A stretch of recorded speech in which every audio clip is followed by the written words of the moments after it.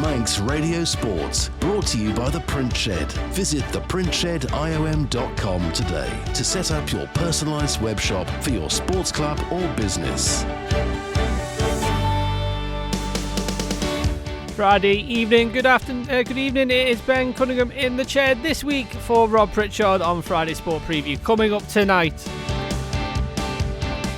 we have Canada Life Men's Premier League, Arden and Drugan Division 2, Combination 1, and we have a look at the ECAP FA Cup semi-final draw, as well as the GH Corlets Woods Cup semi-final draw that took place last weekend. In rugby, just the one fixture. We'll catch up with Dave Christian on that one. And in hockey, could we have some titles decided this weekend? We'll wait and see. Welcome to Friday Sport Preview.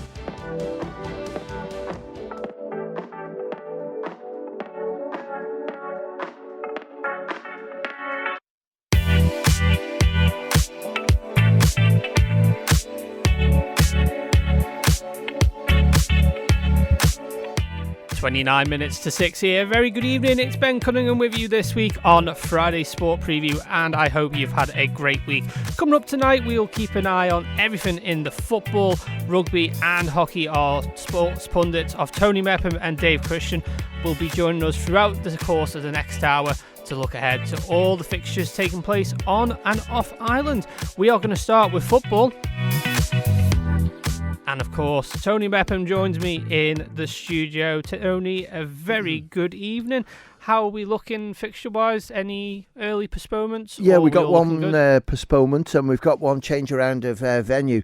The postponement is in Combination 1, it is, which is Braddon against St Mary's. There's a stag weekend, unfortunately, and they just haven't got enough players left available to play the game, and that one's gone. And the other one is Pulrose in Division 2. That game has been moved to the Bowl. 1:45 kickoff. Just Pulrose protecting themselves because there's a bit of wet stuff coming in tomorrow afternoon, and they just didn't want to take any chances with their pitch because we're getting close to evening matches when the clocks go forward. So we've just got to be careful on that one, but they're the only two alterations at the moment. Let's have a look at the Canada Life Men's Premier League. These are 2:30 kickoffs, and the first one is Ayr against Corinthians. Yeah, and a little bit of pressure starts to come on the top sides now because games start to run out, and even though Corinthians have played 3 games more than Peel, there's still quite a few to go. And when you look at Ayr United, they lost last week to Ramsey 3-2. Chris Duggan, Jamie Callister amongst the scorers on that one, but it just depends if maybe they get 1 or 2 players back in, because there's always the chance that Sean Kelly might be available. Also, when you look at Harry Bester, he might be available, so that would make them a lot stronger. But they've still got a good team there. Andrew Ball's a good goalkeeper. Luke Corlett, he got a red card last week, so he'll miss this week. But there's some really good young players coming through as well. Alfie Scott, Ben Fox, Ben Ramage as well. So they'll have a real good go at Corinthians. But I just think Corinthians at the moment know what's at stake. They have to get maximum points, and with the experience and the youth in there, Ryan Burns has been playing really well, Darren Kane, Stuart Smith, but it's the young ones that have sort of really stepped up. And when you look at Ryan Nelson scoring goals, Declan Blake's influential in that midfield, Connor Clark has been superb on that left hand side, and with Bevan Colley and also Joe Middleton may be available, then that would make Corinthians strong. So I'll go with Corinthians to win. And of course, if you are listening to us this evening and you want to get involved in this show, 166177 on text and WhatsApp, or you can email us studio@manxradio.com. Ramsey, who you were just talking about, Tony, last week beating Ayr, they're at home this weekend to Union Mills. Yeah, and I think Ramsey just want to try and get some points on the board, because when you look at the league table and see them 10th, you wouldn't have said that at the start of the season, but it's been tough for them. They've missed a lot of games as well. When you look at it, they've only played 14 because they had 1 or 2 problems with the pitch. But, Ramsey, good result against Ayr. Jamie Agnew, Phil Donegan played really well. Callum Hudson as well, got a goal. Dylan Pickles is back in the starting lineup, and that'll put a threat on Union Mills' defence. But, when you look at other people, Jamie Corlett, Greg Hepburn at the back, then it's a pretty solid team there for Ramsey. But Union Mills just lost out to Corinthians 7 days ago in the Cup, and they'll be looking to see if they can sort of just get the points on the board to get them away from the bottom of that table, because, it's still an opportunity for someone to get involved. But Union Mills, Unquail, Nathan Yates, I think he'll be the cog at the back. Isaac Quilliam back in the squad as well, and performances from Lewis Hick and Dylan Campbell and Oren Mitchell as well will put a threat on Union Mills, but I just think Ramsey might just be too strong in that forward line. Yeah, when you look at the league table, I've got them here in front of me here. Union Mills currently sitting ninth, played 16, won 5, drawn 3, and lost 8. And for Ramsey, they have played 14, won 5, drawn 2, and lost 7. So it could be an evenly matched game, that one. Yeah, it could be. And, people say when it comes towards the end of the season, I don't know if they do it in your sport, in hockey, they keep saying, well, there's nothing really to play for. Well, let's face it, at the start of the season, you pretty well know the 2, 3, 4 sides that are going to be involved in the championship race anyway. I think that's rubbish because you want to try and finish as high up in the league as you can. It's always important to get some good results together towards the end of the season because it puts the club in a good place for the start of next season. And also the weather starts to turn now, so the pitches dry up, the football's quicker, and I just think Ramsey against Union Mills, they'll be competing to the best of their ability, but I just think Ramsey at the moment, with the players that they've got, are just a little bit stronger than Union Mills. 7th place, St John's, host bottom of the table, Foxdale. Yeah, and I think, you say bottom of the table, but look at that superb performance they had against Russian, just losing out 5-4 recently. They played really well against Peel. Jay Chatwood, a couple of goals for him, and the guy that really sits out for me, I've watched him play, he's very quick, he's young as well, so he's got legs on him to chase everyone down. But Commander, I think it is Silwamba, really good young player, and with people like Matthew Cubban, Jack Smith in there, Scott Cameen, then Foxdale will mix it with St John's. Haven't heard any team news whether Joe Coyle's available, but James Rice is in goal, so he's a good goalkeeper. Rhys Oates is back available, Sam Ingham as well. Joe Savage will miss out, he's suspended. I'm going to go for St John's to win. And then 6th place, Onchan, hosts 2nd place, Peel.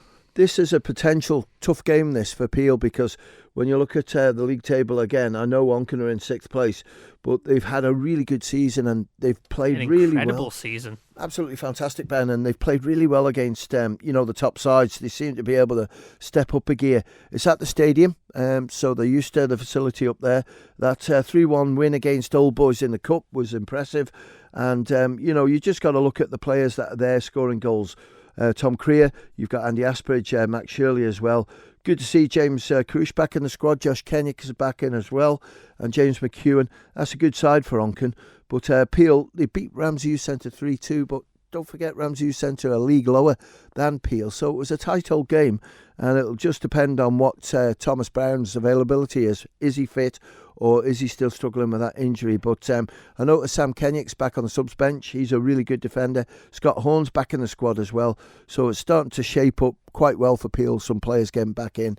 And with Sam Chapman, Finn Donoghue playing really well at the back, then I'm going to edge it towards Peel. But don't be surprised if Onchan don't push them all away. It has been a fantastic season Onchan have had in the Premier League, of course. They qualified as well for the semi-final stage of the Cup as well. It's been an incredible season. Okay, they're now currently sat in 6th place, but I'm sure that at the end of the season dinner, which they'll probably be having, they'll be looking back at this season and going, wow, what a season. Totally agree with you, because it was only a couple of years ago now that they were in Division 2, and these young players have come through, and James O'Kelly's done a great job with them, and just all round their mates, so that always helps because there's always encouragement on the park. And that's why tomorrow, if they get it together, Onchan and Peel have an off day, then it could be a total change around. But you've just got to go for Peel with the experienced people like Matthew Woods, Daniel Bell in the setup, and Peter Kennick, the manager, on the side. They'll know how to case it and stop them from winning it, and Peel will take the points. And then the final fixture in the Canada Life Men's Premier League is Laxey against Douglas High School and Old Boys. Yeah, and I know you've been concentrating on the football stuff, and Laxey at the start of the season had a great start, but it's all sort of gone a little bit of a struggle for them. I know they're 5th in the league, but it's just, I don't know what's happened. I know there's been players missing, but a narrow win against St John's recently, so Johnny Palmer will be looking for a little bit more from his team. But there are 1 or 2 players coming back in. You've also got a good partnership, Tom Cowan, you've got Tom Kenny in there as well. Aidan Pickering's done really well as a number 1. And when you look at going forward, Joe Walters, Ed Canna could do with scoring the goals that he scored at the start of the season towards the end, just to get them in there. Jack Rydings is a good player in there as well. But for Old Boys, William Kearns is in the squad. Callum Yates, superb couple of goals from him last week. Jacob Stones is a really good player, and Cameron Bruce, so there's goals there. Experience at the back there. JJ Belander. I think it's going to be tough for Old Boys to get anything out of it, and that's why I go with Laxey. Yeah, as you say, Laxey currently sitting in 5th place, played 16, won 8, drawn 4 and lost 4. So it's been a good season for Laxey as well, just like Onken as well, absolutely. Arden and Drugan Division 2, first game on the list is Pulrose against Maloo.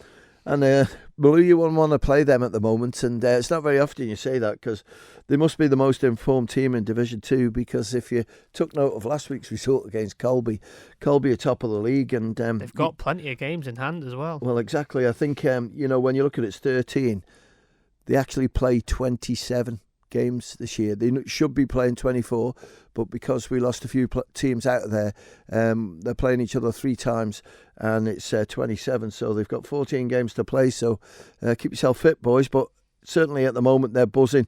Brilliant result against Colby, as I say, and Daniel Bailey, I think it was, who got the goal. But again, you've got Jake Andy in there, you've got Paul Whitley, good experience. Paddy Cooper's playing really well, Asher Egan. But Pulrose lost to Douglas Royal 3-0 in the Cup, which will disappoint them.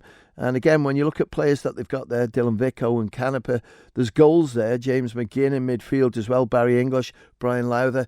Pulrose have got the team there, but since that 10-0 against Peel, 3-0 now against Douglas Royal, you'd have to favour Maloo just the way they're going at the moment.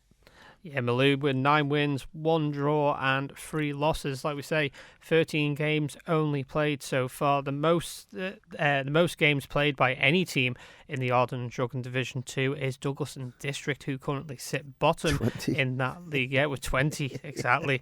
Looking at the next game is St George's against Ramsey Youth Centre and Old Boys. Yeah, and I think, Ramsey Youth Centre and Old Boys are just, keeping the pressure on the top. They'll take a lot from that performance last week against Peel, and when you look at sort of just where they are, okay, they've played 16, but it's that Moran team above them that's played 3 games less is the one for you. But Dylan Bullock's been playing well, Tony Collett as well, William Lithgow got a goal, so Leighton Ballard as well, and Dylan Parrish can score goals. So, but St George's, I would have loved to have seen that game last week.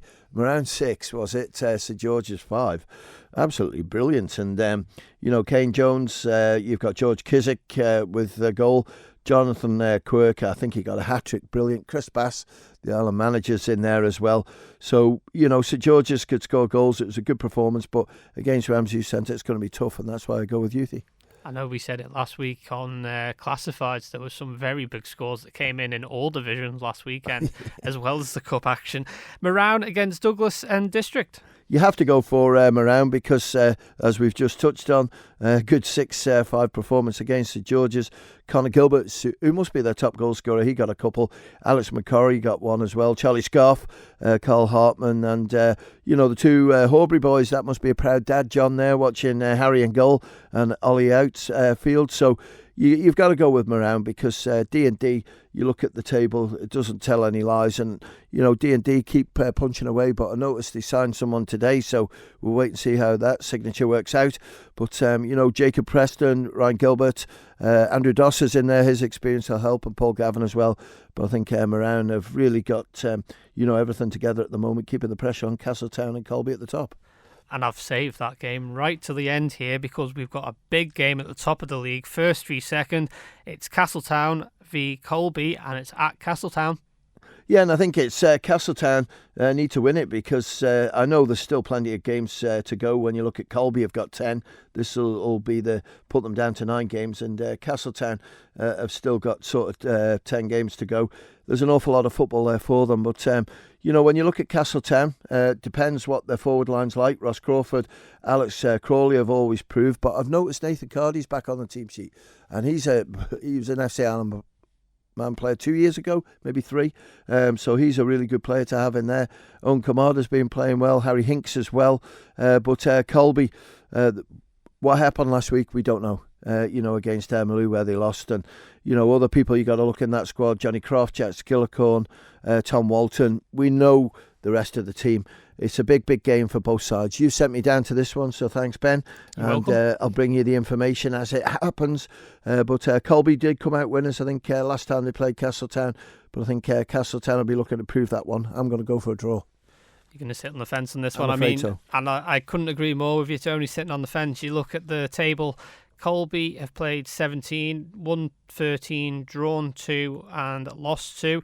For Castletown, played 16, won 12, drawn 1, lost 3. So all to play for, really, at the top of the league. Well, it is, and when you look at the sides below them, Moran on 13, so, they've got 4 games behind Castletown, 3 games behind Colby, so it's for them, but you just, wonder, they've got 14 games to play, Moran, in that league, and they're still in the GH Corlett Woods Cup semi-finals, then they could have a final, so they've got an awful lot of footy to play, but, the interesting thing about Division 2 is, at the moment, any of those 4 sides, I think Youthie are in that as well. I think it's too much for Pulley to do, but there's a lot of battle points to be won and still a lot of games to play.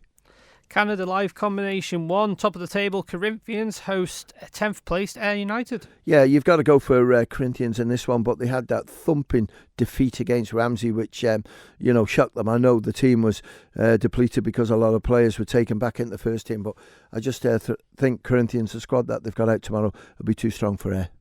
Union Mills against Ramsey. Yeah, Ramsey, absolutely flying. They're doing what they have to do, is keep winning the games in hand. When you look at Corinthians played 18 and Ramsey have played 16. The points are near enough the same.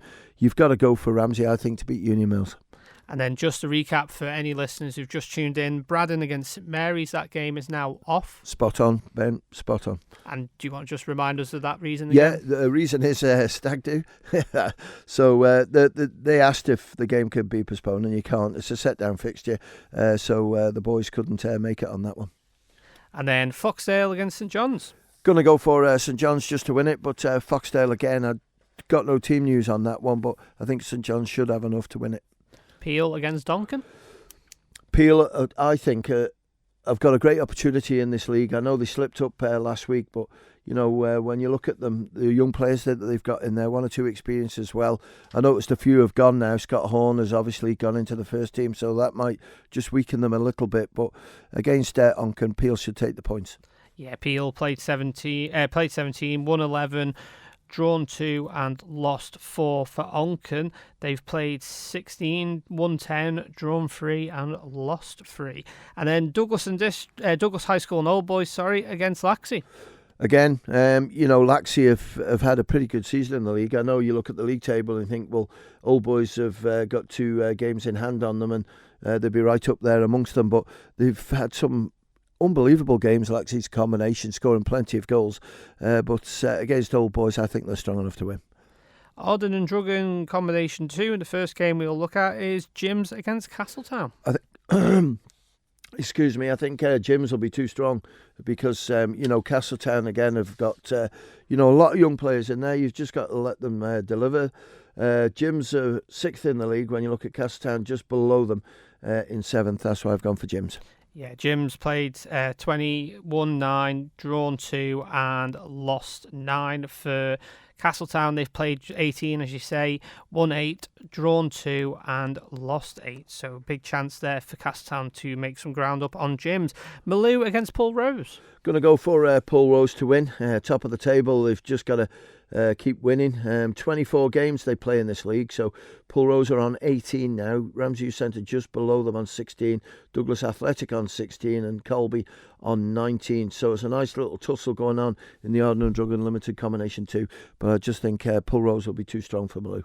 Ramsey Youth Centre and Old Boys against St George's. Well, as I say, Ramsey Youth Centre 2nd in the league. They've only lost 1 game, so just shows you how strong they are. I'm going to go for Ramsey Youth Centre to win. You look at the top two. Paul Rose played 18, won 16, drawn 1, lost 1. For Ramsey Youth Centre and Old Boys, they're 2 games in hand, but they've played 1, 14, lost 1 and drawn 1. So they're both looking pretty even at the top of the league. Okay, Ramsey Youth Centre and Old Boys have got games in hand, but those games in hand could come very well indeed for Ramsey Youth Centre and All Boys. Well, it is, and I think you have to take on board as well, Ben, is the goal difference that Ramsey Youth Centre have got playing 2 games less. They're plus 21 on Pulrose, so that's an advantage. That's like an extra point. So if they can keep scoring the goals like that, there's incredible, how many goals they've scored, and they've just got to keep winning. But you've got Douglas Athletic in there who can take points away. You've got Colby as well, so it's all to play for.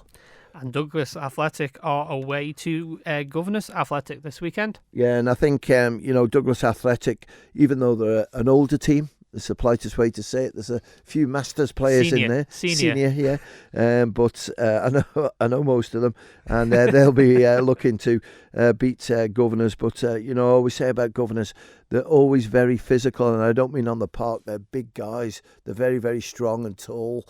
Difficult to beat in the air. But Douglas Athletic, I think, have enough there to take the points. Douglas and District against Moran. I'm going to go for Moran to win. All clubs in football have been struggling for fixtures since Christmas, and it's just a question of just getting some regular football going and get the fitness levels back up. But, league tables again, you got Moran 5th, Douglas and District 13th. You have to go with Moran. Yeah, obviously the weather on the island hasn't been brilliant the last couple of weeks, but things are looking a bit more promising now. The weather is improving. Douglas Royal against Michael is the final fixture in Canada in the Ardern and Drugan combination too. Yeah, I'll go with Douglas Royal. Michael, fair play to them. They've had a good season rebuilding the team. Hopefully they'll get 2 teams in the league next year. But Douglas Royal, again, have got some really good under-16s coming through. There's 2 or 3 filtered into the first team. There'll be few coming into the combination now. And keep them old boys out from taking their places. So good competitive competition going on there for Douglas Royal. And that concludes Saturday's fixtures. Obviously, Sunday, with it being Mother's Sunday, there is no fixtures in the ladies or masters. No, that's right. Something that we've done really on the request of the clubs, because it's hard to sort of work out what people want to do. So if we just keep it clear, then there's no fallout. It's a shame that we lose fixtures the way that we've had at the moment, because of the weather. It would have been nice to get something on, but Mother and Sunday is important. Absolutely. Let's have a quick look, quick recap on the ECAP FA Cup semi-final draw, which was done last week by Nathan Vaughan. Onken v Russian, and then it's St Mary's who will be playing Onken or Russian on the 28th. I've got it down here as. That's right.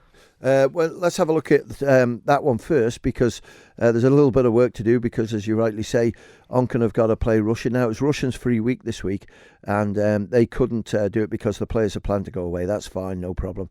So that game will be played next week, so that's not a problem. And then the winners of that will play St Mary's at the Bowl on the 28th. Now, the one that we've got next week that we can get on is the Peel against Corinthians against Peel, which is the 2 top sides. So they'll be wanting to get good performances under the belt tomorrow, Corinthians and Peel, to put themselves in for that massive game, because it's one of them. When the draw's made and you see the 2 top sides drawn together, I think it's quite good, because it gives the others a little bit of a chance then to play in the final. And the ECAP FA Cup on an Easter Saturday is a huge game in the Manx football calendar. And all I can say is may the best team win. I know your face lit up when that draw come out when Nathan was doing it last Saturday. If the cameras had been on in the studio, Tony's face when that draw got drawn, it was an absolute picture.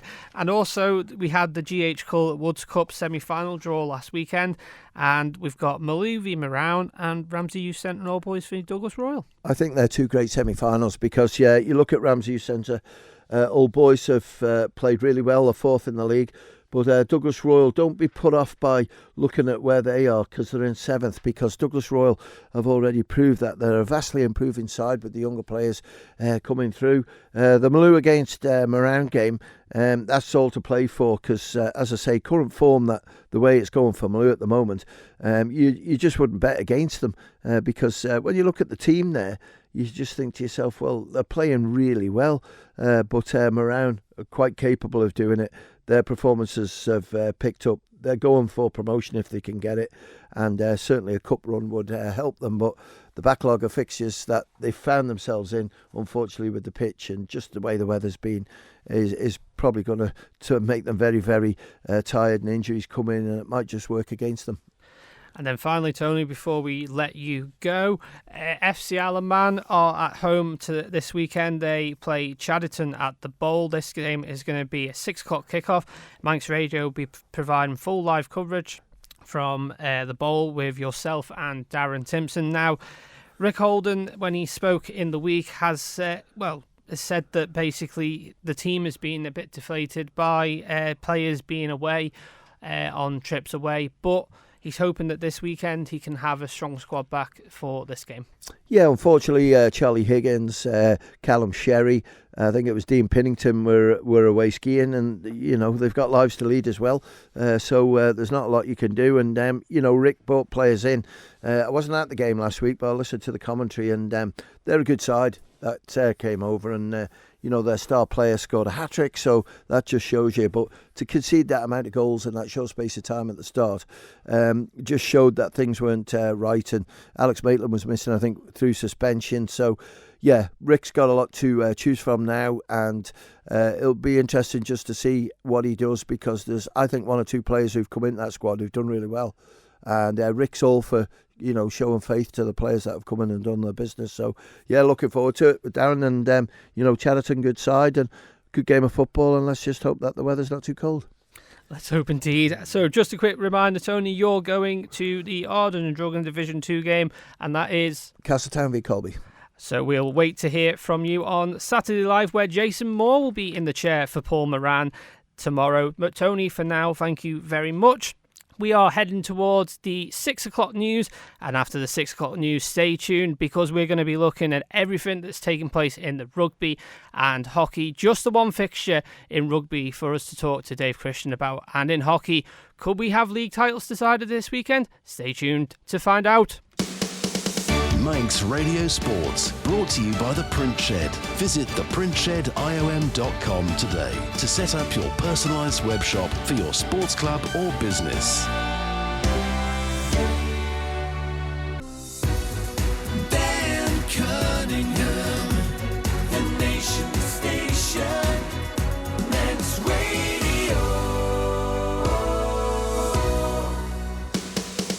Manx Radio Sports, brought to you by The Print Shed. Visit theprintshed.iom.com today to set up your personalised web shop for your sports club or business.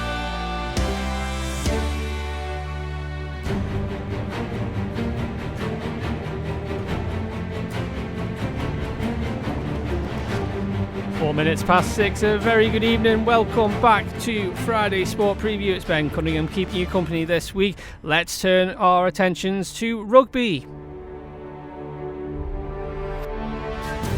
And just the one game to talk about, and Dave Christian joins us in the studio. Dave, good evening. Yeah, good evening, Ben. So let's have a look at Counties 3 ADM Lancs Cheshire Minor Conference League, and just the one game, and it's Vagabonds. They are on the road to Colkington. Yeah, it's Six Nations Super Saturday, and traditionally the RFU keep their weekend free, so clubs can all relax and put on fundraising events and all the rest of it around about the Six Nations matches. And this time, it's not quite worked out that way for clubs playing in Counties 3 ADM. The way that the mix and match sort of style they've adopted for the fixtures has meant that there's not many free weekends, and everybody has to play. This weekend, Vagabonds have to make the trip to Congleton. Ramsey don't have a game, they're in the same league. But there's 7 teams in this mini league, and that means everybody gets a free weekend once in 7. It's Ramsey's free weekend this weekend, so unluckily for Vagabonds, they have to make the trip. Congleton, however, are beatable in my view. At the bottom of phase 1 of the league, which was the 13 fixtures prior to Christmas mainly, Colne and Nelson finished bottom. Ramsey were next to bottom. Vagabonds were then just above Ramsey, and just above Vagabonds were Congleton. And the two games that Congleton played against the Isle of Man teams, one against Ramsey, one against Vagabonds, both narrow wins for Congleton. So if they're not on their game, Vagabonds have got a chance of taking some away points, which would be very good for them. It's not going to make too much difference for the outcome of the minor conference because points from phase one are carried into the minor conference. And of course, Ramsey, Vagabonds, Congleton and Colin Nelson all finished down at the bottom. So the teams with the better playing records are going to have a much better chance of a win in this mini division. So in terms of league, it's not going to have that much difference, but be a massive boost for Vagabonds. They've not gone so well prior to Christmas, but in my view, they've just been improving the level of their performance game by game. Captain Dan Bonwick was out for a little while with a groin injury. He's back. Tested that against Ramsey. They beat Ramsey 21-10 a couple of weeks ago in a doubleheader. So Bonwick back makes a big difference for Vagabonds on the field. On the flip side, however, prop Joe Lowe sustained quite a nasty shoulder injury in that game against Ramsey. He looks to be out for the rest of the season probably now. But it should give the youngsters a chance. They've got Rhys D'Oliveira on one side of the scrum, Lewis Horton-Casella on the other side, and potentially Jake Dunsmore coming in from the bench, and that give the youngster a bit of experience. He needs to get some under his belt. He's not had too much game time with the firsts. Great opportunity for him. Outside of that, the Vaggers backline's been going great guns, and with Bonwick somewhere in the mix, we're not quite sure where he might play. He played in the back row against Ramsey, but he can also play 9, 10, 11, 12, 13, 14 or 15 if needed. He's an extremely versatile and talented player, so with him back, he'll be able to plug any gaps they have in their backline. The other worry for them was in the Ramsey game, fullback Theo Head, who's an amazingly talented young player. He went off quite early. I think it was a hamstring injury in the first couple of minutes. He may be fit now because that game against Ramsey was 2 weeks ago. And if he's fit, it'll give Vaggers a little bit more options in the back line. But if they go away with the right team and the right frame of mind, I think they could pick up some points here. Absolutely. So that's just the one game we have to cover this weekend. Lucky for you, it's off Ireland, so you get a nice Saturday off. But before we let you go, we were going to have a talk about how the other teams have been performing. And of course, let's start with Ramsey, as we were talking about just before there. Ramsey in this division as well with Vagabonds. Yeah, it's the best way to describe it. It's been a mixed season. To start with, the results didn't go Ramsey's way. Of course, I'm a Ramsey man as well. They lost the first few matches, had a massive score against 116-0 at Bury. Now, that was a bit of a flash in the pan because somebody chose to get married in season. A lot of players couldn't travel, put a scratch side together and got the result that they deserved, I guess. But on the flip side of that, Bury are one of the leading teams. They're likely to be challenging for promotion. They're in the major conference now, the league split. So that result, you take that out of the equation, and the rest of the performances have been pretty good. Last time out was Orrell, which featured former England international Denny Solomona at standoff, 6'3", 17 stone, and only 32. So the guys picked up some useful lessons from Denny and the lads at Orrell last week. And it was 47-0 at half-time. They struggled to run the game out of the legs. But the second half scoreline was only 26-12. So it shows that once they get the measure of things, they're capable of playing a lot closer than some of the scorelines suggest. Big win against Duckenfield, which was the first game in the minor conference. That's certainly set down a marker. They've got, I think, Colin and Nelson coming up, Ormskirk, Hoylake, which could be a double header yet on the 18th of April. Ramsey are through to the Cheshire Bowl final, and they'll play Hoylake in that. They also play Hoylake in the league on the 18th of April. Cheshire are amenable to doing that as a double header as well, just to save on the travelling expenses for Ramsey more than anything. So, first season back in the leagues after a few years out. It's been a big step up for some of the players, but they're gradually getting with it. And I think certainly next season, assuming that there's some funding there to make the league entry, they could go quite well. And then looking at Douglas, of course, before Christmas, it was all looking really good for Douglas. They were flying high, top of the league. And then new year, and it's not gone quite the way that the way 2025 ended for them. No, I mean, if you view the season as a game of snakes and ladders, they were hitting all the ladders until the end of November, and I think since the end of November, there's been the majority of snakes. I think they've played 9 games since the end of November, and they've won 2 out of 9. That's not given them a good outlook. However, they're still in the mix. Top 4 will play off in this division, Regional Northwest 2. So if they can make the top 4, make the playoffs, that'll be a season for them to remember and give them an opportunity maybe to push for promotion. I think a playoff game was likely to be off Ireland, though, and that may count against them. They've definitely got the talent. They were winning up until the end of November. Nothing's changed. They have had a couple of injuries. Skipper Blake Snell's been out. Liam Kirkpatrick's been out. He's still out. They've missed Nathan Robson at scrum half. And they've had to make some shift-arounds in the back line to take into account players absent injury. If they can get through that storm, and they've got a week off this week to build on it, they've got a reasonable chance of still picking off a playoff place. And once you're in the playoffs, it's knockout rugby, so fair play to them if they make it that far. It's still going to be a very high league finish for them. They won't be disappointed with the season, but they'll definitely be disappointed in the way they've let things slip since Christmas. And then finally, Vagabonds ladies, what a season they've been having. Yeah, it's been good. They've got a talent factory up there. They keep unearthing new stars. They've got a very talented social media as well. Indeed, yeah. Malin Campbell was the big star, and before Malin we had Catherine Crane, and we also had Isla Curfey up there. And Malin Campbell seemed to come in, and she filled in all the gaps. She's an aggressive runner, big in the tackle, but Malin's been absent for a little while now. She's on a South Sea Island tour, meeting old friends and family. And they looked like they were going to start to lose their way a little. And out of nowhere came B. O'Neill. B. O'Neill scored 3 tries in the last outing. That was last Saturday against Bury. She got 2 the week before and 1 the week before that. And I think she's only played 4 games for them as well. So they're still able to reel in those talented players.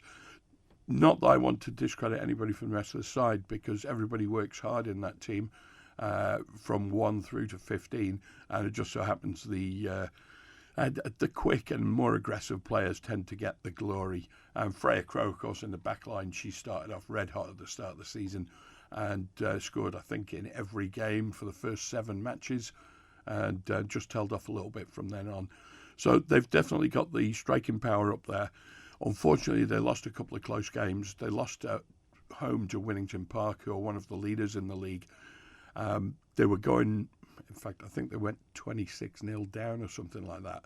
And then at the start of the second half, wind direction in their favour in the second half. And they chipped away at it, got back to within 4 points, and then conceded a couple of late scores that put a bit of gloss on the result that maybe Winnington Park didn't quite rightly deserve. So there's a bit of work to do. I don't think they're going to make the promotion places. I think it's top 2 here. Vagabonds, I think, are in 5th at the moment. They've got to go away to leaders, unbeaten leaders, Sale FC 1871 or whatever it is they're called. They've got to go away to the league leaders, I think, in the last game of the season. So it's going to be very difficult to see where they can pick up points. But overall, promotion was the aim. They've fallen a little bit short, but unearthed some new talent in the process, and that's all good for the future. Absolutely. And then just finally, Dave, the Harford Homes Manx Plate. I think I've got that right. Harford Homes Manx Plate, or is it the cup? There's a cup and a shield and a plate, I think. So it was the plate that happened last week, wasn't it? Shield. How's that looking so far? Well, Douglas have decided to commit to domestic rugby. They've put the Douglas Celts into the competition. They've also put them into the Harford Homes Manx Cup, which is also going great guns and parallel to the Manx Shield. Douglas are on top of the Shield, but only by 4 points. Southern Nomads are having a late rally, so that's still up for grabs. The fixtures probably favour Douglas, so I'm going to say Douglas are probably going to take that. Manx Cup, Douglas have beaten everybody so far. They've beaten Ramsey, they've beaten Vagabonds, they've beaten Southern Nomads. I think they might have a shot at the Manx Cup this season, and I have a feeling they're in a Cheshire final as well. Cheshire were trying to line up the Ramsey and the Douglas Celts finals on the same day, but unfortunately rearranged league fixture for Ramsey's put the kibosh on that. But I think we might see Douglas Celts in a Cheshire final. I can't remember which competition. I'm going to say it's the Cheshire Plate. Ramsey are in the Cheshire Bowl, so Douglas in the Plate probably on the 18th of April at a venue yet to be determined. But so Douglas Celts gone really, really well. They've obviously got the fringe players from the first team, and also a group of mixed experience and ability. So there's some youngsters in there with not too much game time, but there's some old wise heads in there too. And that mixed with the first team fringe players is brilliant for Douglas Celts. They're picking off the results, and fair play to them as well. Brilliant. Dave Christian, thank you very much. We'll speak to you tomorrow night on the Classifieds, where Simon Quine will be in the chair. 18 minutes past 6, coming up after the break. We're going to be looking at hockey. Could we have some league titles decided? We'll wait and see how things plan out. Manx Radio Sports, brought to you by The Print Shed. Visit theprintshediom.com today to set up your personalised web shop for your sports club or business. The 90s playlist is packed full of hits from the decade that had us raving to this. I like to move it. Chilling to this. And partying to this. And if that's your kind of vibe, then you'll want to turn on, tune in and cop out with the 90s playlist, hosted by me, Nicola Holt, tomorrow from 10, only on Manx Radio. Direct cremation is just that. An affordable and simple cremation without all the costs associated with a funeral service. Find out more by visiting directcremation.im or phone Direct Cremations on 478 422. Patricia Wild Opticians is celebrating over 30 years of friendly, caring service in Farm Hill and Ramsey. Visit us for professional eye care with stress-free parking. Phone Patricia Wild Opticians on 813 977.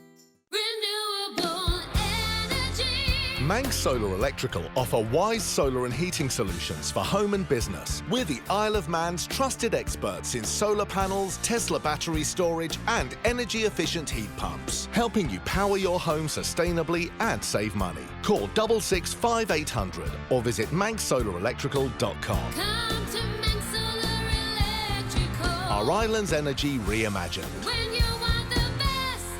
For a trustworthy removal and storage solution, contact Dave's Removals and Storage, offering man and van removals, clearances and long or short-term storage with pick-up and drop-off service. Call 258 766 or find Dave's Removals and Storage on Facebook.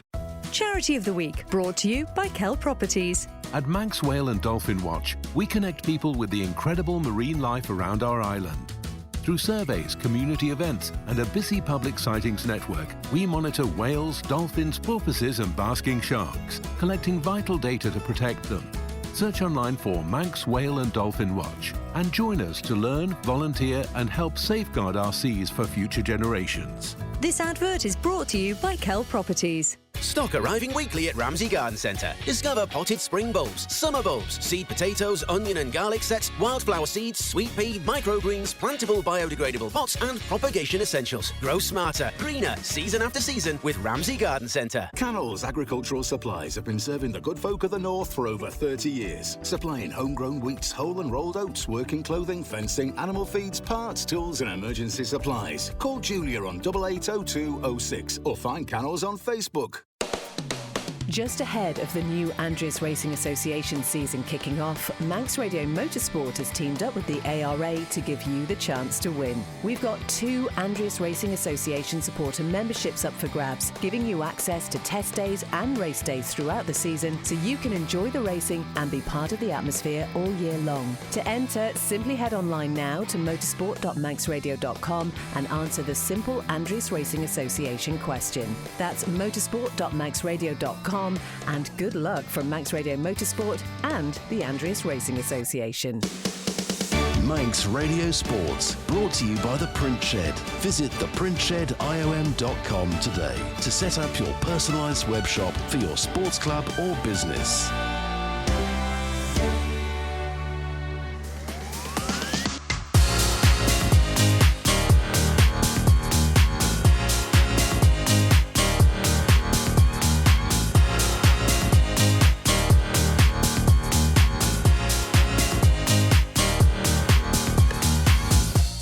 22 minutes past 6, and finally here on Friday Sport Preview we will look at all things hockey. And a big weekend in the Men's Premier League and Men's Division 1, as both those titles could be claimed this weekend.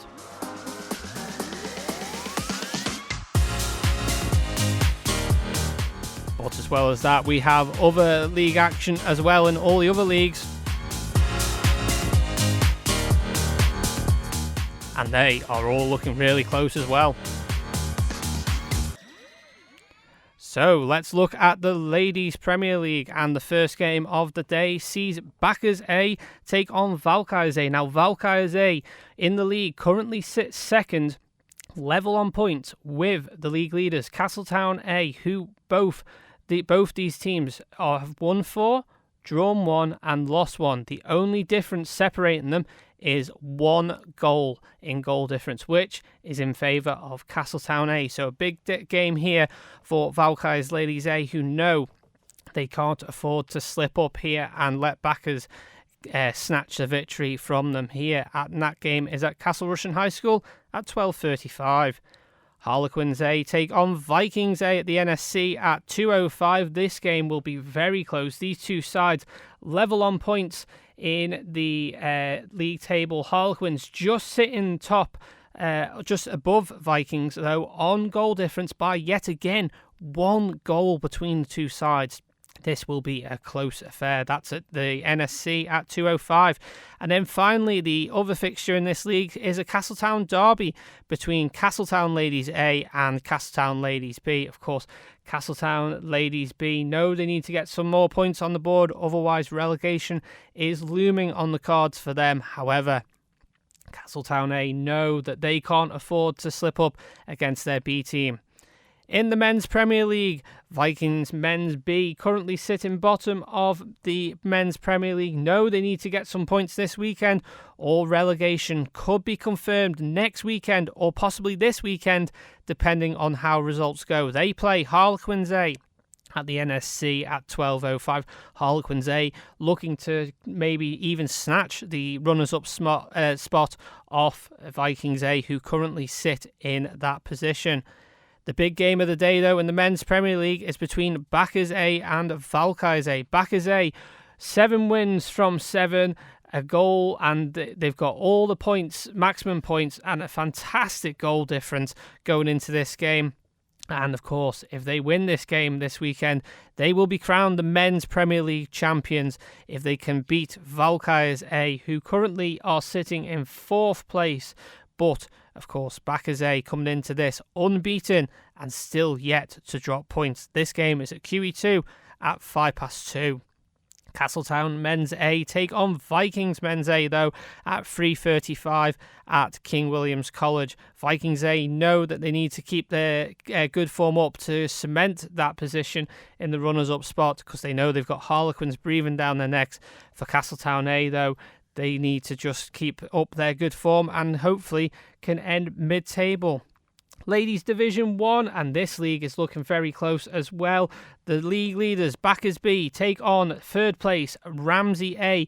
Between the two top 3 teams is just 3 points. Backers B, Ladies B sitting on 12 points, Valkyries Ladies B on 11, and Ramsey Ladies A on 10 points. That game is at Ramsey Grammar School at 12:35. Second placed Valkyries B take on Backers Ladies C. Backers Ladies C sitting bottom of the league, just 2 points behind second from bottom Castletown Ladies C, who take on Vikings Ladies B in the late pushback at 5:05 at King William's College. Vikings Ladies B's form was really good at the start of the season, but has just slipped slightly going into this game. Can Castletown take advantage of that? In Men's Division 1, big game in this league, and that is between Backers Men's B and Ramsey A. If Backers Men's B, who still remain unbeaten in this league, can take victory, they will be crowned the League 1 champions against Ramsey A if they can get the win here this weekend. That game is at 3:35 at QE2. As well as at QE2 at 11.05, we see Valkyries Men's C, currently sat in 4th, take on Harlequins Men's B, currently sat in 5th. Just 2 points split these two sides coming into this game. And then Valkyries Men's B take on bottom of the league, Castletown Men's B. Castletown Men's B yet to find any points this season. Valkyries Men's B, though, are in the battle with Ramsey Men's A. Both level on points in this league, but Valkyries Men's B sit the prettier of the two sides on goal difference. In Ladies Division 2, of course, just the 2 games taking place in this league, and that is Ramsey Ladies B, who sit top of this league, take on second place Harlequins Ladies B. Just 1 point splits these two sides coming into this game, and when these two sides met earlier in the season, it was an 8-goal thriller ending 4-4. Will it happen again this weekend? Finally, in Ladies Division 2, we see Castletown D take on Valkyries C. Valkyries C currently sat in 3rd with 7 points. Castletown D coming into this game sat on 4 points in 4th place. Vikings Ladies C have a week off. Is their rest week. In Men's Division 2, and a big game at the top of the league is between Backers Men's Colts and Ramsey B. Ramsey B sat bottom, however, Backers Colts sat in that top position, but only by 1 point ahead of Backers C and Vikings C, who play off against each other at Castle Rushen High School at 11.05. We were due to see Castletown C play Harlequins C at 12.35 at King William's College. Unfortunately, though, this game has been awarded to Castletown C. Unfortunately, Harlequins C unable to field the team due to injury and illness. So Castletown C take the walkover and the points from that game.